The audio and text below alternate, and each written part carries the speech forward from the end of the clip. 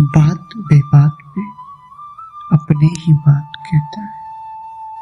मेरे अंदर मेरा छोटा सा गाँव रहता है।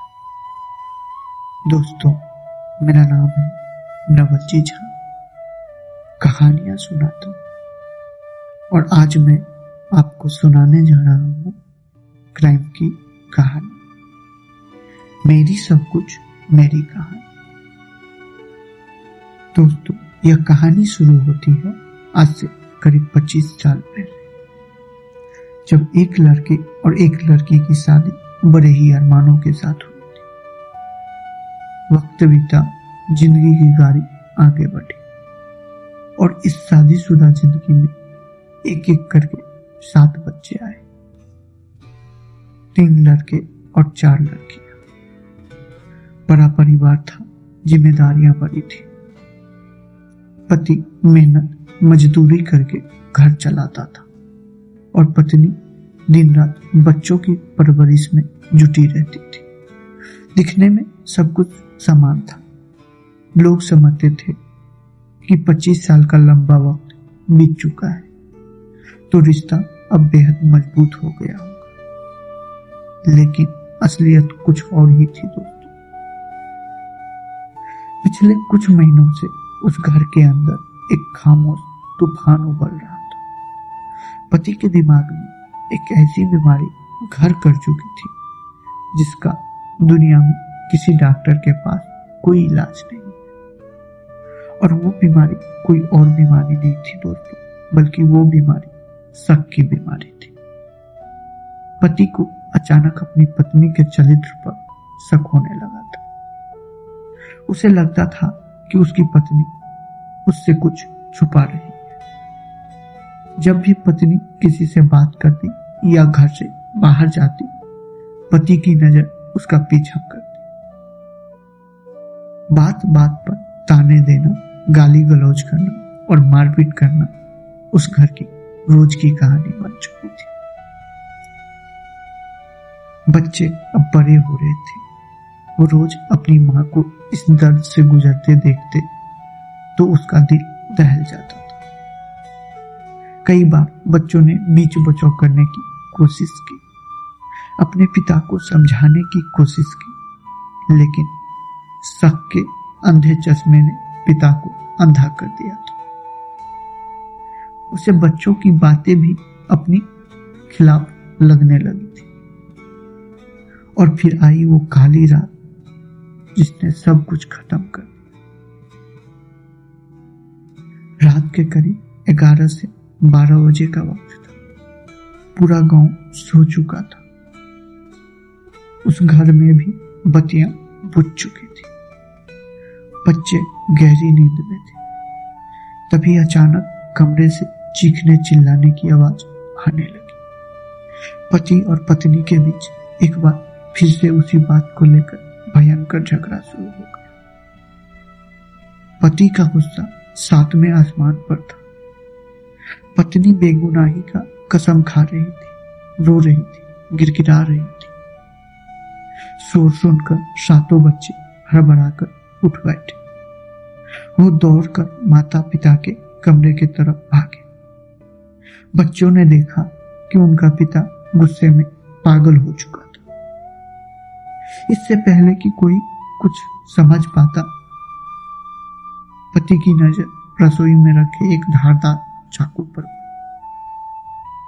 उसने बिना सोचे समझे वो चाकू उठा लिया।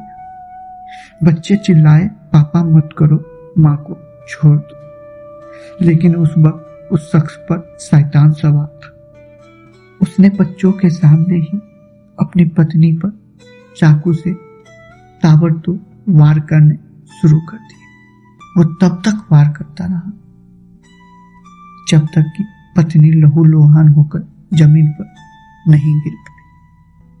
7 मासूम बच्चे अपनी मां को अपनी आंखों के सामने दम तोड़ते देख रहे थे। उनकी चीखें दीवारों से टकराकर दम तोड़ रही थी। वारदात को अंजाम देने के बाद पति के सिर से खून का नशा उतरा। उसने देखा कि उसकी पत्नी की सांसें थम चुकी थी। और उसके सातों बच्चे खौफ से कांप रहे थे। पकड़े जाने के डर से वो हत्यारा पति रात के अंधेरे में ही घर से फरार हो गया। सुबह होते ही इस खूनी खेल की खबर पूरे इलाके में आग की तरह फैली। किसी ने तुरंत स्थानीय पुलिस को सूचना दी। पुलिस की गाड़ियां सायरन बजाती हुई मौके पर पहुंची। जब पुलिस घर के अंदर दाखिल हुए तो वहां का मंजर देखकर अनुभवी पुलिस अफसर के भी रोंगटे खड़े हो गए। चारों तरफ खून बिखरा था। पत्नी का शव जमीन पर था और सातों बच्चे एक कोने में सिमटे सहमे हुए रो रहे थे। पुलिस ने तुरंत शव को कब्जे में लिया और पंचनामा भरकर पोस्टमार्टम के लिए भिजवाया। पुलिस के सामने सबसे बड़ी चुनौती थी उस फरार कातिल पति को पकड़ना और इन सहमे हुए बच्चों से सच उगलवाना। पुलिस ने बहुत ही संवेदनशीलता से बड़ी बेटी और बड़े बेटे से बात की। बच्चों ने रोते हुए पुलिस को बताया कि कैसे उनके पिता ने सिर्फ शक के खातिर उनकी मां की जान ले ली। पुलिस ने फौरन टीम की गठन की। हत्यारे पति के छिपने के हर संभावित ठिकाने पर दाविश दी। पुलिस ने महज कुछ ही घंटों के भीतर उस कातिल पति को धर दबोचा जो शहर छोड़कर भागने की फिराक में था। जब पुलिसिया अंदाज में कातिल पति से पूछताछ शुरू हुई तो उसने अपना जुर्म कबूल कर लिया। पुलिस के सामने उसने जो कहा उसे सुनकर पुलिस वाले भी हैरान थे। उसने कहा कि उसे अपने पत्नी पर पक्का शक था, इसीलिए उसने उसे रास्ते से हटा दिया। उसे अपनी इस करतूत पर कोई पछतावा नहीं था।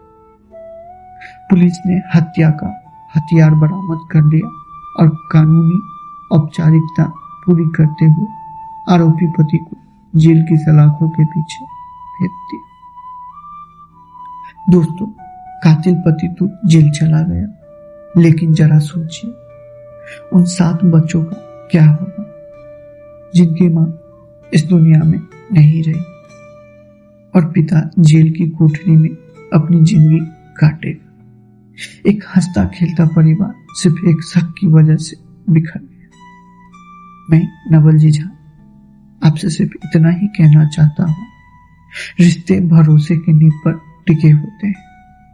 अगर कभी कोई गलतफहमी हो तो बैठकर बात कीजिए, अपनों से सलाह लीजिए, लेकिन शक के इस भूत को खुद पर कदर हावी मत होने दीजिए कि वो किसी की जान ले ले। आपको आज का यह किस्सा कैसा लगा कमेंट में जरूर बताइएगा। कहानी को लाइक करिएगा, शेयर करना मत भूलिएगा। जल्द ही मिलूंगा एक नई कहानी के साथ।